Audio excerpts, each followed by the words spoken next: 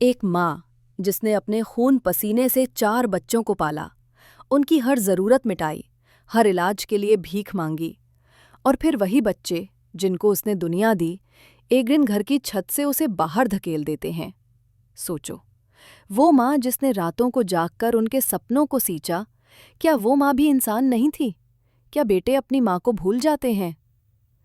आज की कहानी एक ऐसी माँ की है और 4 बेटों की, जिनकी जिंदगी में इंसाफ और शर्म दोनों का फैसला एक ही शाम कर देंगे। ये कहानी किसी बड़े शहर की नहीं, न किसी आलीशान घर की। ये कहानी एक साधारण पर सच्ची औरत की है। नाम है सरोजी माँ। तुम बदलना चाहो तो नाम बता देना।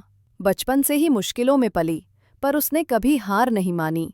उसके पति समय से पहले चले गए और उसने अपने 4 बेटों, महेश बड़ी उम्र, राजू दूसरा, विनीत तीसरा और छोटा समीर को अकेले पाला। जब बच्चे छोटे थे, सरोजी माँ सुबह शाम काम करने जाती, दूसरों के घरों में खाना बनाने, कपड़े धोने, बर्तन घिसने, साथ साथ छोटी सी सिलाई कढ़ाई। शहर के कोने कोने में उसने हर काम किया जहां मेहनत का दाम कम पर आदर ना के बराबर मिलता था। फिर भी उसके चेहरे पर हमेशा एक मुस्कान रहती। बच्चों की छोटी छोटी इच्छाएं भी उसने पूरा कीं और धीरे धीरे मुकाम पाया। महेश एक छोटे से टेक फैक्ट्री में ऊंची जगह बनाकर प्रमोट हुआ। राजू ने बैंक की नौकरी पाई। विनीत ने छोटा व्यवसाय शुरू किया। समीर ने कंप्यूटर पढ़ाई की और ऑफिस जॉब मिल गई। माँ की आंखों में एक एक करके सपने पूरे होते गए। जैसे तैसे बेटों की शादियां हुईं। पहले महेश की, घर में छोटी सी रौनक आई।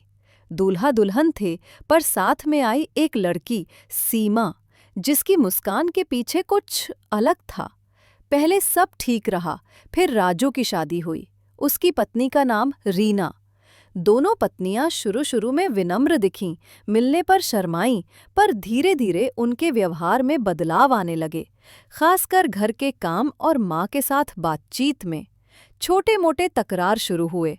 माँ ने ये क्यों किया? माँ ने ये मेहमान क्यों बुला लिए? छोटी छोटी बातें हवा बनकर बढ़ती रहीं। धीरे धीरे कुछ पत्नियों ने अपनी खुशियों के लिए माँ की आदतों, उसके बोलने बताने के तरीकों पर उंगली उठानी शुरू कर दी। ये अदा क्यों करती हैं? ये हमारे काम में दखल क्यों देती हैं? जैसी बातें घर में फुसफुसाते हुए फैलने लगीं। शुरू में बेटे माँ के बीच आश्वस्त रहते, पर समय के साथ छोटे छोटे शब्दों ने दूरी जड़ ली। बेटे व्यस्त हो गए, काम में, परिवार चलाने में। पर जो दूरी बढ़ी, उसकी वजह थी उनके घरों की नई महिलाएं, जिनको माँ का तरीका पसंद नहीं आया।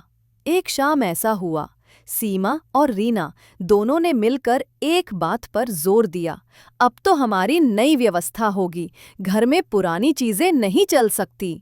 बेटों ने माँ को समझाया, माँ थोड़ा रुक जाओ, घर अब हमारी तरह चलेगा। वो समझौता नहीं, धीरे धीरे माँ को कमतर दिखाने का तेज तरीका बन गया। सबसे बुरा वही हुआ जो माँ ने कभी सोचा भी न था।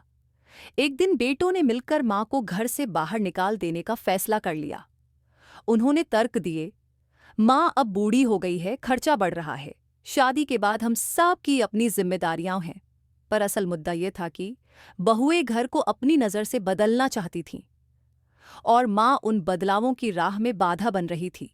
उस दिन माँ ने अपना छोटा सा बैग बांधा, जिसमें उसकी कुछ तस्वीरें, कुछ दवाइयाँ और उसके पुराने कपड़े थे। कुछ पल के लिए माँ ने अपने बेटों की आंखों में देखा। वे वही बच्चे थे जिन्होंने उसकी बूंद बूंद प्यास मिटाई थी, पर अब उनके चेहरे पर सख्ती थी। माँ ने कुछ नहीं कहा, उसने सिर्फ अपने आंसू पोंछे और चुपचाप घर छोड़ दिया। पड़ोस में कुछ लोग सहानुभूति दिखाते, कुछ लोग देखते रहे, पर असल पीड़ा तो माँ के दिल में थी। वह जहां जहां गई, बस एक ही सवाल हर बार उसके साथ आता, क्यों? मैंने तुम्हें पाला नहीं? पर जवाब चुप्पी में था। ठंडी रातों में गुजरते वक्त में, शांत कमजोर लेकिन उम्मीद भरा टोन, नरेशन। मुश्किल समय में भी सरोजी माँ रिजगारी से जीने लगी। उसने फिर से काम ढूंढ लिया, छोटे मोटे घरों में झाड़ू लगाने, रसोई में सहायक का काम, जो भी मिलता वह कर लिया। पर दिल में बच्चों की याद और दिल की सूनी गली पे चुभती रही।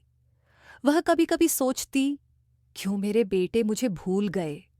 पर आखिरकार माँ अपनी मर्यादा और अपने बच्चों की बेहतरी की दुआ करती रही। समय बीतता गया। एक दिन चारों भाइयों ने एक बड़ी शादी में जाने का निश्चय किया। किसी रिश्तेदार की घर में भव्य पार्टी थी। सब बड़े कपड़ों में सजे संवरे, हंसी खुशी में मग्न। पार्टी के बीच में जैसे ही चारों भाइयों ने बाहर निकाला, उनकी नजर पड़ी। कुछ दूरी पर एक गरीब औरत अपने बच्चों को लगातार खाना दे रही थी। बच्चों के चेहरे पर भूख और घबराहट साफ थी।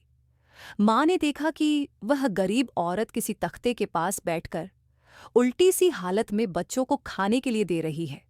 और तभी छोटी सी आवाज में समीर ने कहा, भैया, हमारी माँ भी हमें ऐसे ही प्यार से खाना खिलाती थी, पर जब हमारी बारी आई तो हमने उसे घर से निकाल दिया। इस एक छोटी लाइन ने चारों के सीने में बिजली सी दौड़ा दी। उनकी आंखों में आंखों से अश्रु बह निकले। वह उसी दृश्य में अपनी माँ की झुकी कमर, उसके थके हुए हाथ और उसकी मुस्कान को देखने लगे। नरेशन, यह वह पल था जब उन्हें एहसास हुआ कि दुनिया की दुनिया से बड़ी कोई चीज नहीं, माँ का प्यार। एक एक करके सबने अपने आप से कहा, हमने बहुत बड़ी गलती की है। चारों भाइयों ने तुरंत वहां से निकलकर अपनी माँ को खोजने का निश्चय किया। उन्होंने तभी अपनी पत्नियों को भी साथ लिया, पर घर में हुई गलतियों की गर्मी अब ठंडी नहीं हो रही थी। बाहर निकलते ही चारों ने गांव, मोहल्ला, छोटे छोटे आशियाने, सब जगह माँ की तलाश शुरू की, पर माँ कहीं भी नहीं मिली। कई दिनों तक वे भटकते रहे। एक रिश्ता उन्हें रोका, एक दोस्त ने गलत रास्ता बताया, लेकिन इन दुखी दिलों का एक ही मकसद था, माँ को वापस लाना और उससे माफी मांगना। आधी रात को जब सब थक चुके थे, समीर ने फूट फूट कर कहा, हमने माँ के साथ जो किया वह गलती नहीं थी, ये पाप है। हमें माँ से माफी मांगनी होगी। और आखिरकार एक छोटे से गली के किनारे एक झोपड़ी में उन्हें उनकी माँ मिली। सरोजी माँ ने कुछ पुराने ब्लैंकेट ओढ़ रखे थे, पर उसके चेहरे पर अब भी सुकून था, क्योंकि उसकी नजरों में बच्चों के लिए अब भी वही प्यार था। जैसे ही भाइयों ने माँ को देखा, वे गिर पड़े और रो रोकर माफी मांगी। महेश, राजू, विनीत, समीर, सबने अपनी बेटियों, पत्नियों के सामने सिर झुकाया और कहा, माँ, हमें माफ कर दो, हमने गलत किया। पत्नी, उनकी पत्नियां चौंक कर खड़ी थीं। कुछ में ऊपर वाला अभिमान था, कुछ में शर्म, पर उस पल की गंभीरता ने सबको सफलित किया। वे सब खामोश रहे। माँ ने बच्चों की ओर देखा। उसकी आंखों में दर्द था, पर उसने हाथ बढ़ाकर सबको सीना से लगाया। उसकी आवाज धीमी पर स्पष्ट थी, बेटो, माँ ने कभी तुम्हारे लिए बदला नहीं चाहा। माँ चाहती है कि तुम सही रास्ता पकड़ो। माँ ने अपने बच्चों से कहा कि वह उनसे कोई बदला नहीं लेगी, पर एक शर्त रखी, तुम सब मेरी तरफ वापस नहीं आ सकते जब तक तुम अपनी अपनी पत्नियों को नहीं सिखाओगे कि परिवार में सम्मान क्या होता है। उसने कहा कि घर वापसी तभी होगी जब सब मिलकर अपने पतियों की पत्नियों को समझाएंगे कि बूढ़े माता पिता के साथ व्यवहार कैसा होना चाहिए, प्यार, आदर और धैर्य से। बुजुर्ग माँ का यह नियम जैसे सबको झकझोर गया। महेश और बाकी भाइयों ने महसूस किया कि सिर्फ माफी मांग लेना ही काफी नहीं है। असली काम था अपनी पत्नियों और पूरे घर की सोच बदलना। उन्होंने घर जाकर अपनी पत्नियों से बैठकर बाकायदा बात की। क्यों उन्होंने माँ से गलत व्यवहार किया? क्या उनके डर थे? क्या उनकी उम्मीदें थीं? और धीरे धीरे बातचीत से सच्चाई उजागर हुई। राजीना और सीमा दोनों ने अपने तरीके बदलने की शपथ ली।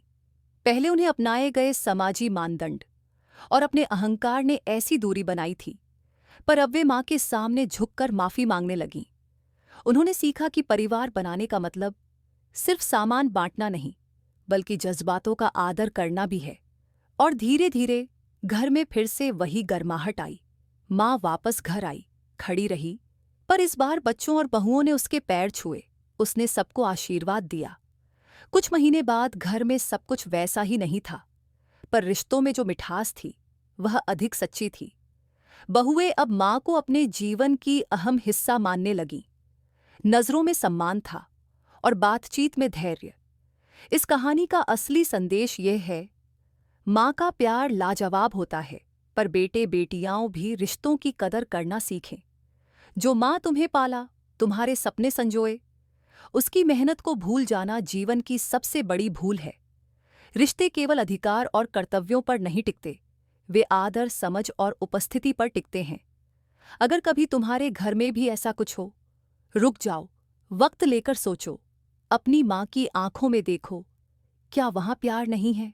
क्या तुम्हें अपनी गलती स्वीकारनी चाहिए? ये कहानी सिर्फ सरोजी माँ की नहीं, ये हर उस माँ की कहानी है जिसकी मेहनत घर की दीवारों के पीछे छुपी रहती है।